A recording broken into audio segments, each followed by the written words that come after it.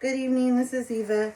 I'm going to continue the story of Sampson and Delilah, but I'm going to break form a little bit and go back to some of the details about them as independent people before they became a couple. Sampson was, like I said, he was given to his mother as a gift from God, and it was preordained, and she was barren, and but she was, of age. It wasn't like what happened with Isaac and Sarah. And when he was born, or before, they were told he should never cut his hair or do anything because that is his direct connection to his supernatural relationship with God. It was a covenant. So, and then the other things he wasn't supposed to do, wasn't supposed to drink alcohol, and he wasn't supposed to eat carcasses of animals. Like, I'm not really sure why people want to do that anyway, but I don't know, biblical times. And I don't remember there's a third thing, but okay, so the main reason I tell you that stuff is because he ended up breaking the first two rules. He did drink at his own wedding, which was with a different woman. That didn't work out before Delilah. And kind of a weird story why it didn't work out. During the wedding, like after the ceremony, you know how like I guess it like engagement party, no, like receptions, not an engagement party. They, all stood up and toast the bride and groom and stuff. Well, somebody who did that had some kind of riddle, about, I don't know if it was about the marriage or something just in general, but nobody knew the answer to it. And then, come to find out, the answer comes up or something later on, and Sampson tells his wife the answer, and she goes and tells other people. I suppose it was people who had been in the wedding party, the answer. And I don't know if this was like something that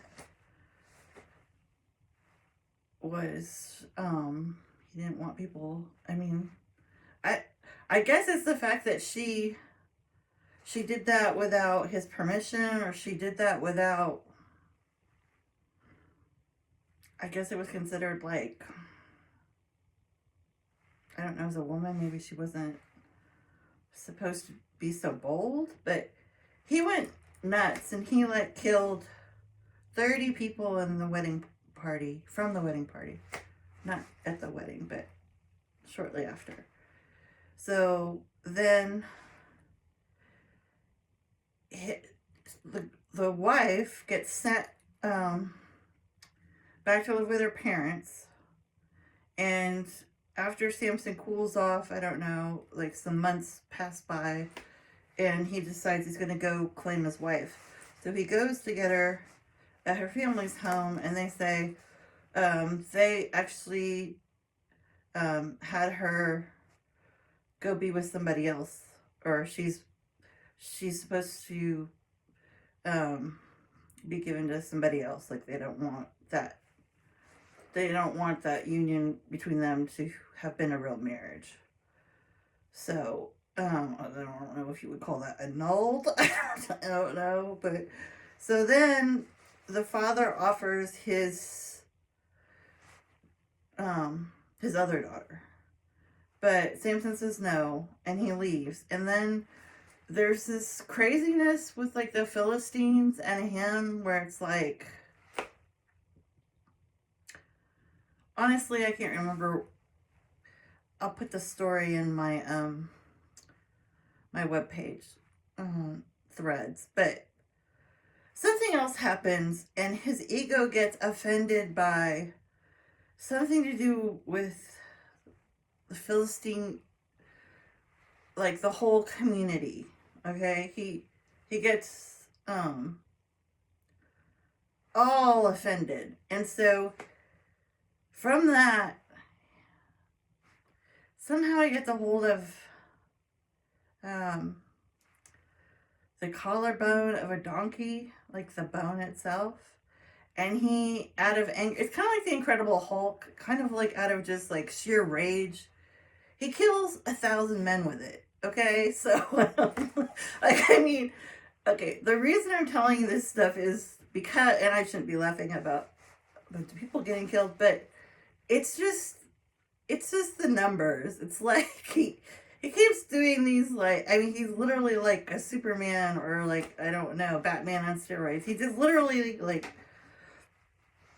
could just eradicate mass amounts of people easily without even a problem.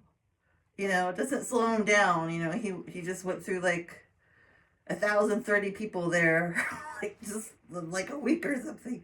So this is why they want it in the where he becomes a prisoner.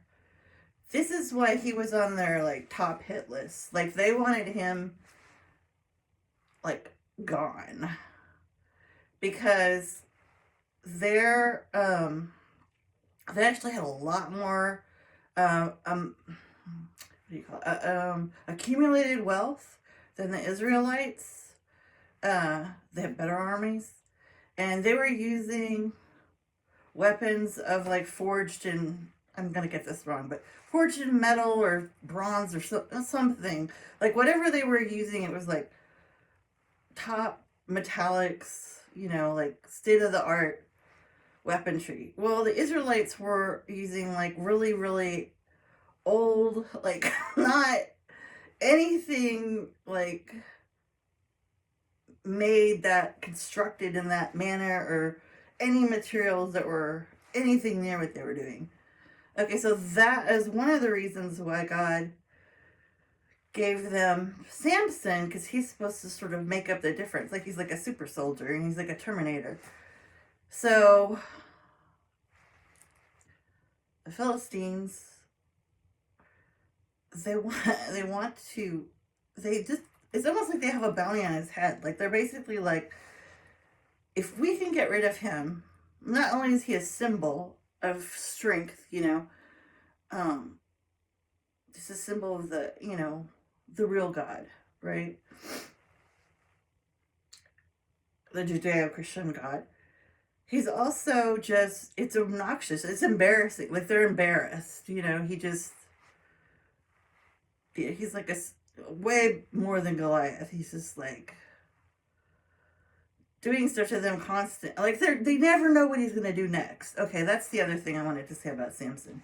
Samson, if he was diagnosed with anything, it would be, God, what is the name of this? It's, what you get, you have conduct disorder till you're 18. Oh, antisocial personality disorder. That's right. Okay, so you have conduct disorder, more than likely from, you know, when you're a minor, or 10 and up, in rare cases under 10, where, you know, you've done things that are like extremely violent and like started fires, hurt animals, you know, in a way that's slightly sadistic. You've done acts against people, more than property, things where the people in danger, and you have no regard for basically human life. Like it's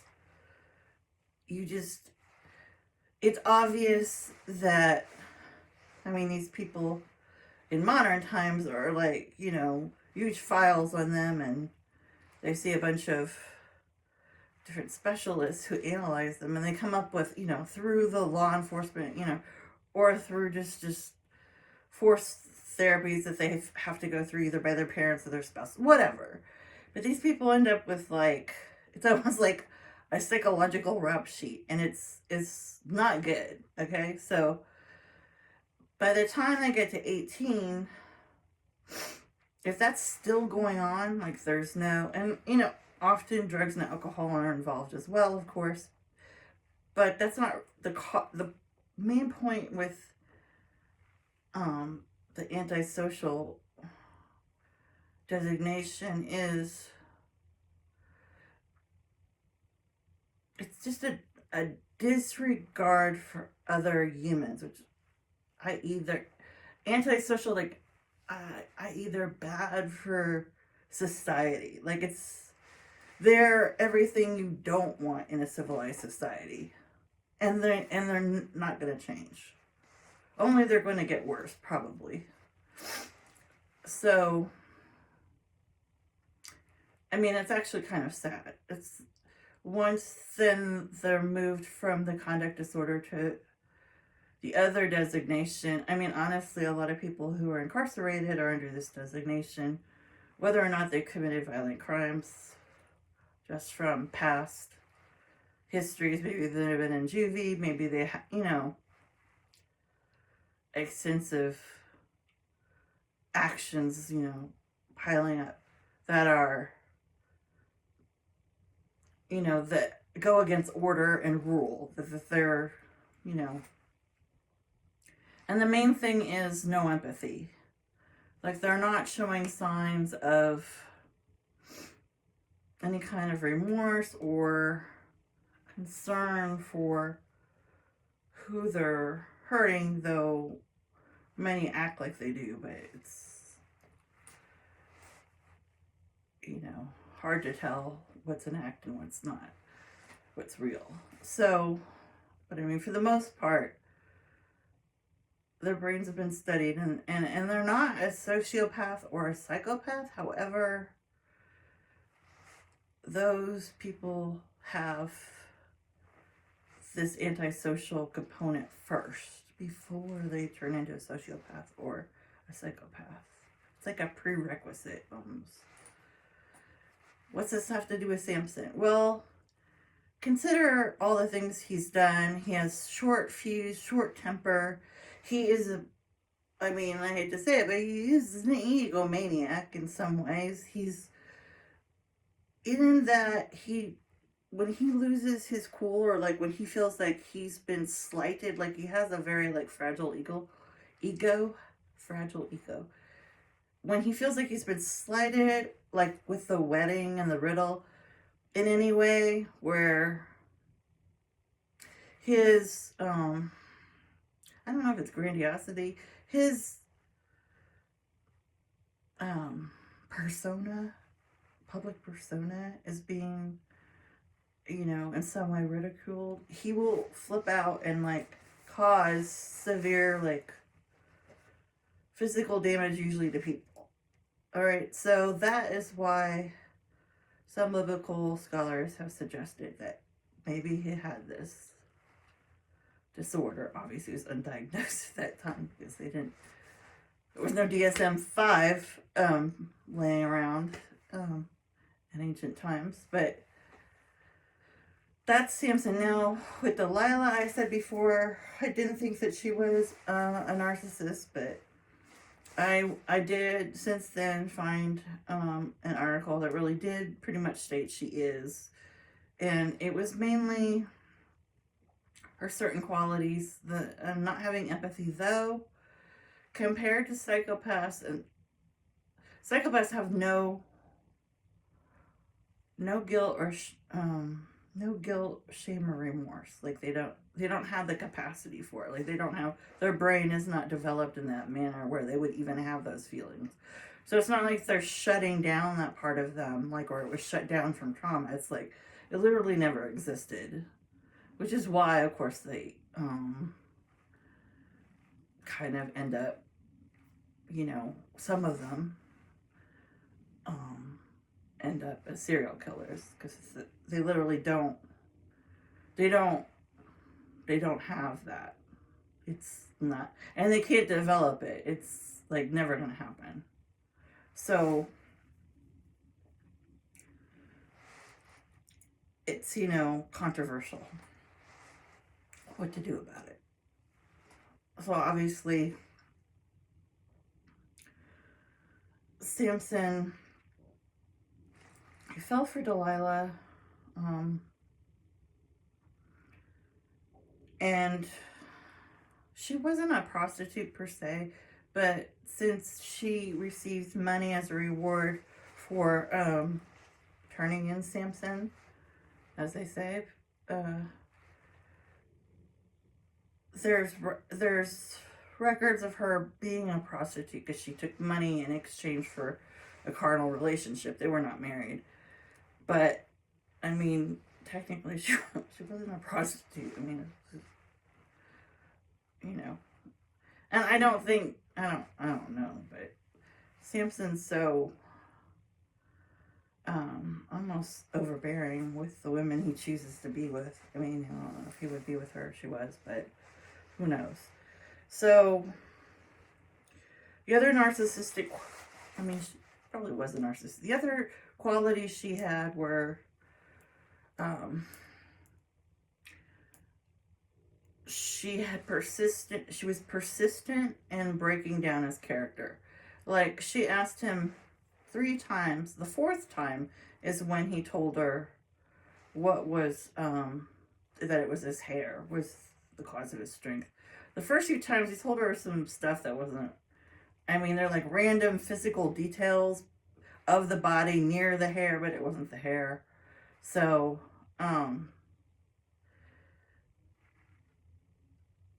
it was her she basically was kind of she was taking advantage of his affection for her, but it was sort of like this persistent insistence that she get her way. Like, she had like a tunnel vision, like it was like her way or the highway. Like, she didn't care how he felt about any of her methods to try to get this information. And then there's some accounts of her being a sorceress. So I don't know, like how I wouldn't say they're peer reviewed, but the reason that comes up is because how is he like, or it's alcohol. Like, how is he so out of it that he doesn't hear? I mean, I can get where like she could cut his braids and he wouldn't notice, maybe. But like, they cut his hair more. I don't think I told that story right. I think when the soldiers first come in, they shear his head before he wakes up, and then he bounds up with his hair shorn. Because I don't think he could, and because I think when he just had the braids cut off, he still had other hair, so that had to be taken off for him to lose his power. So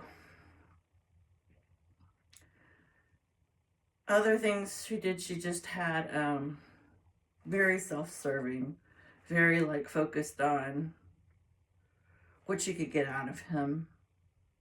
She didn't seem to have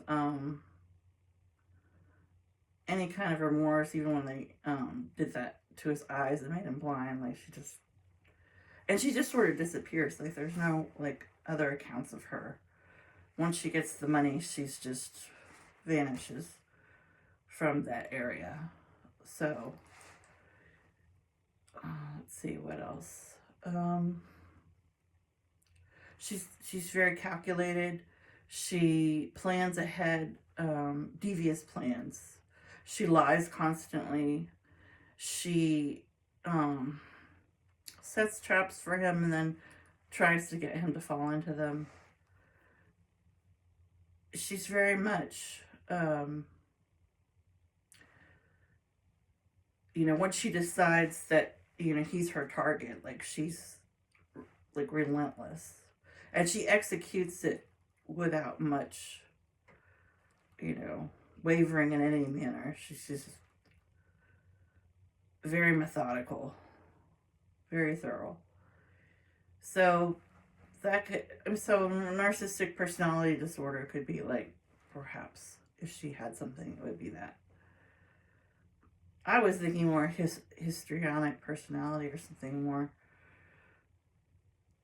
I don't know, more about her,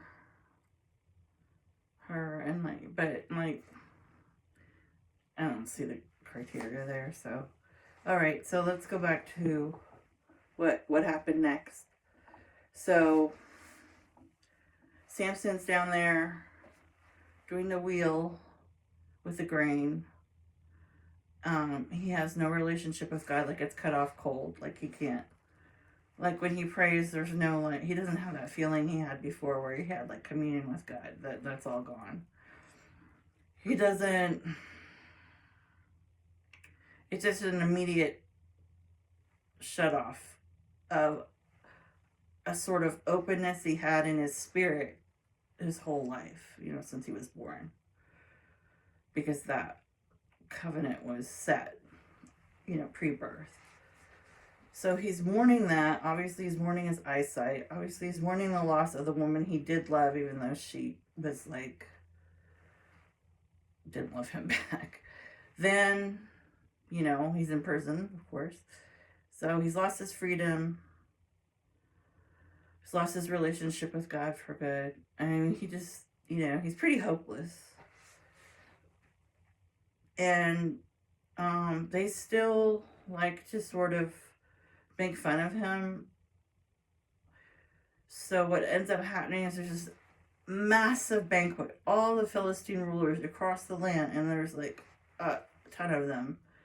It ends up being 3,000 people gather for this massive banquet. So basically all the leaders of all the anti-Israeli rulers, right? They're all gathered in one place with either their wives or their family members, or, like, it's a big, big deal. And during that, they decide, oh, wouldn't it be, I don't know, like entertaining to bring up Samson, who was like, used to be this powerhouse against the Philistine army, and prance him around and show him in his degraded state. So they do that. They bring him up, and he has like a young boy who, you're probably a teenager, who's helping him because he's blind, right? And Samson asks the young boy at one point, after he's been sort of, seen by everybody in a derogatory manner, can you put me by the pillars by kind of that entrance area, or no, it's not really the entrance, it's like the center area. It's the two pillars that are supporting the entire building, the entire structure, which has multi-levels, so there's 3,000 people there.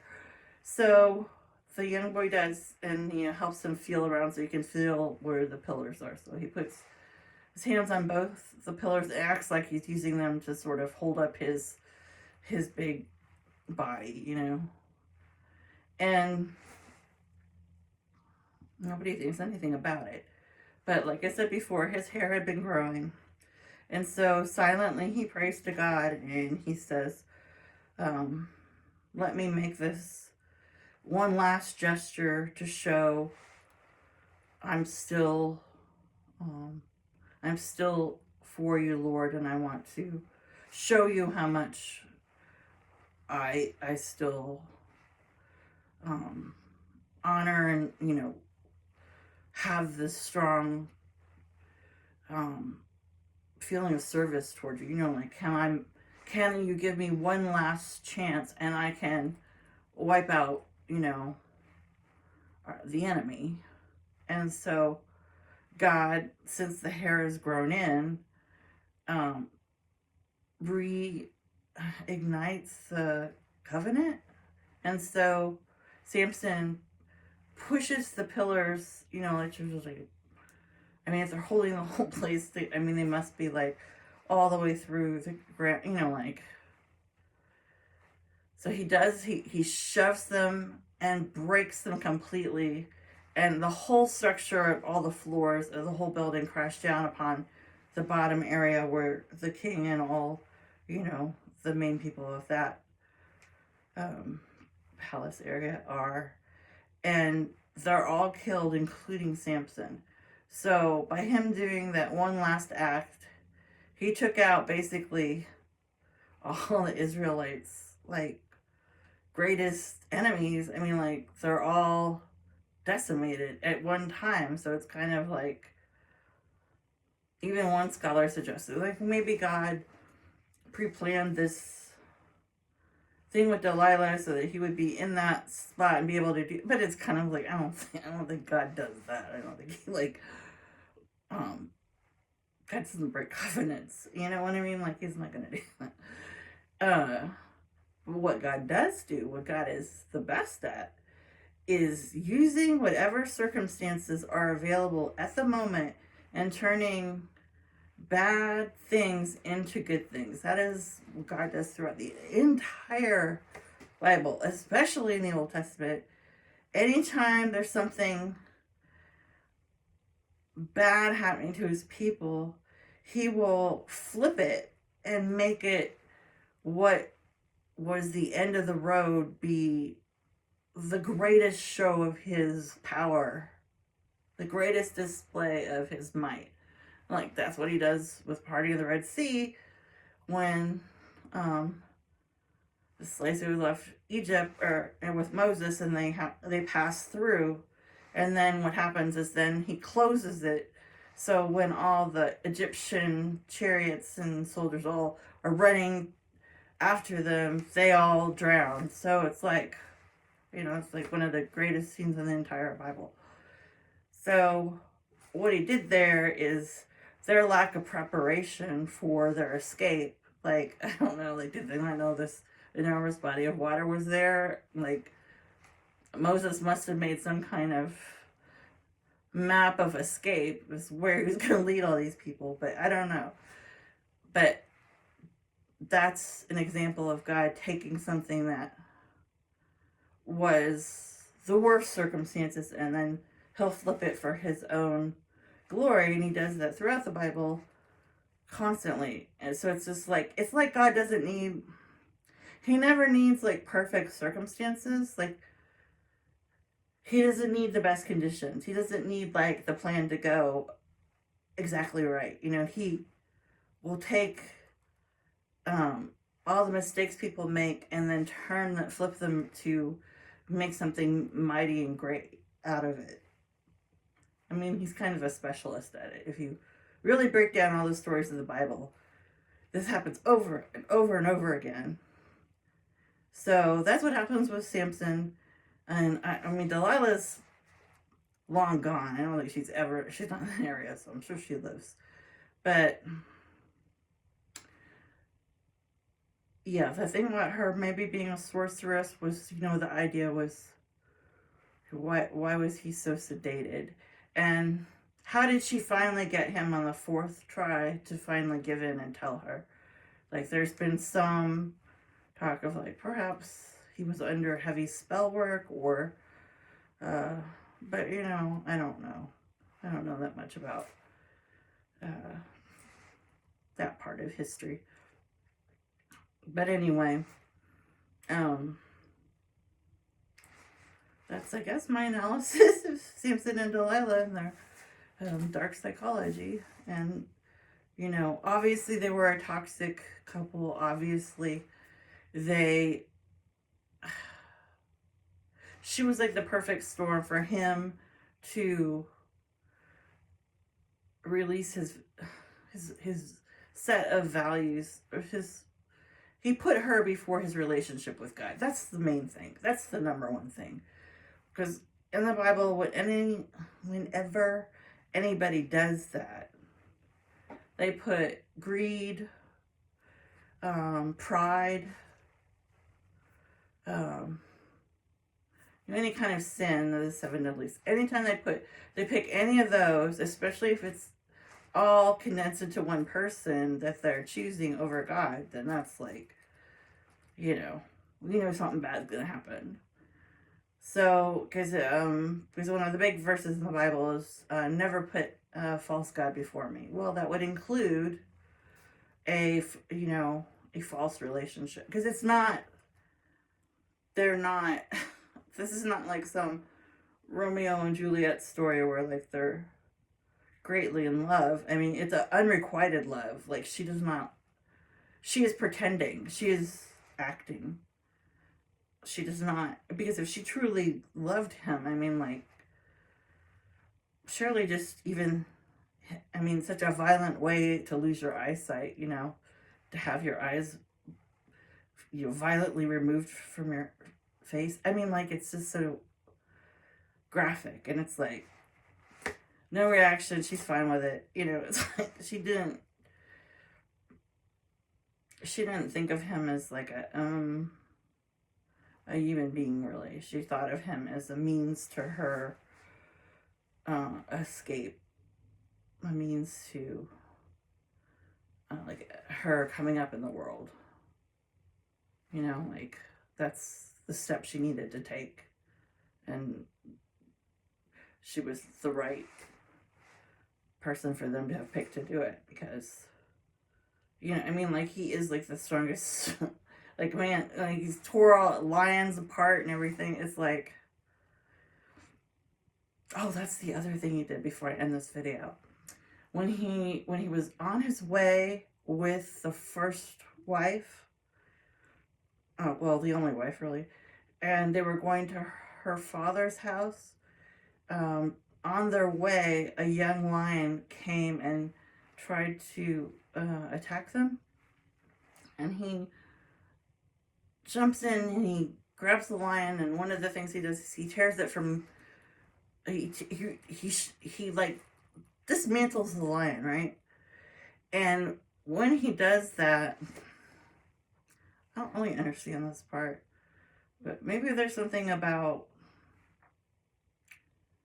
I don't know, like organs or something, and honey, I don't know. But like, not with her, he doesn't do it, but when he comes back from dropping her off at her family's, he like goes to the carcass of the lion, and it says he extracts honey. Like, I'm not really understanding like what that's about, but I didn't really want to look it up. It sounded gross.